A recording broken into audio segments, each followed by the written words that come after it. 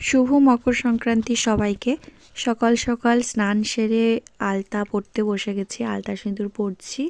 এখানে আমাদের কাছে আজকের দিনে এগুলোই বিশেষ। তারপরে তো পিঠে পুলি আছে। এই যে দেখো আমার আলতা পরা হয়ে গেছে। তোমাদের বাড়িতে আজকের কি কি পিঠে হচ্ছে সবাই কিন্তু কমেন্ট করে জানিও। আর আজকে দেবো একটু গয়না বড়ি। এখানে দেখো পোস্ত দিয়ে গয়না বড়ি খেতে কিন্তু খুব ভালো লাগে। তো এই যে আমি এখানে ডিজাইন করে দিয়ে দিচ্ছি। এগুলো একটু সময় সাপেক্ষের কাজ, সবসময় করে হয়ে ওঠে না।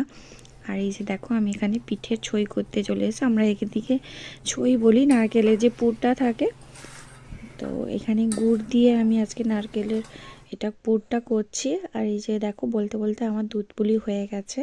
আরও অনেক কিছু করছি, দেখাচ্ছি। দেখো এই যে চিতই পিঠা করছি, গুড়ের চিতই পিঠা প্রথম আমি ট্রাই করেছি আর খুব ভালোভাবেই উঠে যাচ্ছে। একটা একটা করে করতে হয়, তাই দুটো কড়া বসিয়ে দিয়েছি এখানে।